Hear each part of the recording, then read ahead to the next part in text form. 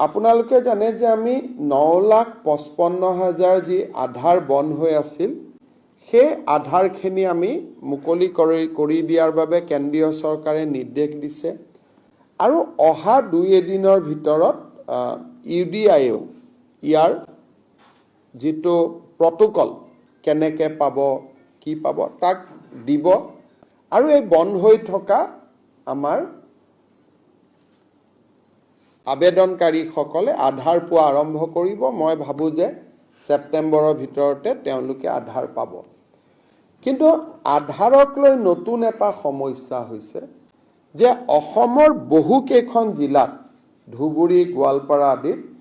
জনসংখ্যাতকৈ বেছি আধাৰ card issue হৈছে প্ৰক্ৰিয়া আৰম্ভ কৰিছিল এইবাৰ চেপ্টাৰ 12 এদি সেই প্ৰক্ৰিয়াটো আমি অলপ আগুৱাই লৈ গৈ আছো ৰখি যোৱাটো কথাই নাই আমি অলপ গোটেই প্ৰক্ৰিয়াটো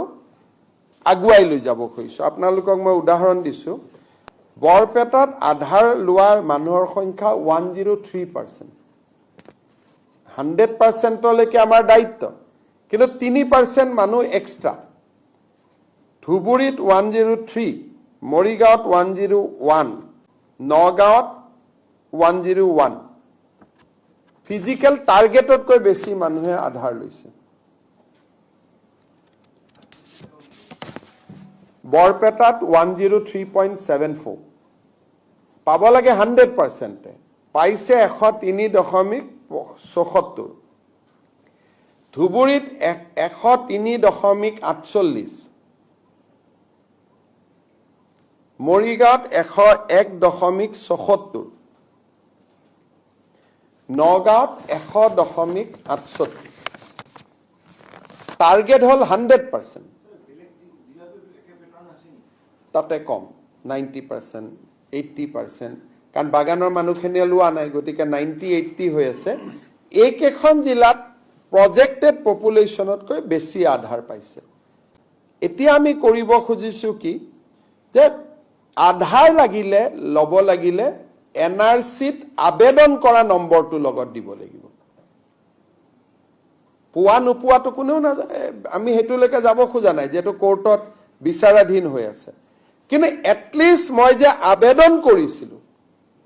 সেই প্ৰমাণটো দিব লাগিব আৰু সৰু লৰা হলে যদি তেওঁলোকৰ লৰা ছোৱালী হয় হেতু আৰু আমি ইনসিষ্ট নকৰো ই অন্তত নতুনকৈ কোনো লোক অসমত আহি স্বদেশী হোৱাৰ ৰাস্তাটো বন্ধ কৰি দিব কাৰণ আজিকালি আধাৰখন পালে কয় আৰু ভাৰত চৰকাৰক এই বিষয় আমি জনোৱাত ভাৰত চৰকাৰে অসমক বা আন ৰাজ্যকো এতিয়া অধিকাৰ প্ৰয়োগ কৰিছে যে আধাৰ যদিও সেন্ট্ৰেল গভৰ্নমেন্টে দিয়ে ডিসিৰ এনওসি পোৱাৰ পিছতহে তেওঁলোকে আধাৰ দিব এতিয়াৰ পৰা যেটো আমাৰ সকলো মানুহৰ আধাৰ হৈ গল নতুন মানুহখিনিৰ ক্ষেত্ৰত এতিয়া আমি আধাৰৰ প্ৰক্ৰিয়াটো অলপ টাফ আৰু আমি টান কৰিম কিন্তু কনফিউজ হ'ব নালাগে যি 9 লাখ বন্ধ হৈ আছে তেওঁলোকে পাই যাব এইখিনি আমি নতুনৰ ক্ষেত্ৰত কৈছো ইয়াৰ ফলত অসমত অন্তত নতুন বিদেশী নাগৰিক আহাৰ ৰাস্তাটো বন্ধ হৈ যাব যোৱা এমাহত বৰ্ডাৰত কেবাজনো বিদেশী নাগৰিক আমি ধৰা কাৰণে আমি অলপ সাৱধান আৰু সচেতন হ'ব বিচাৰিছো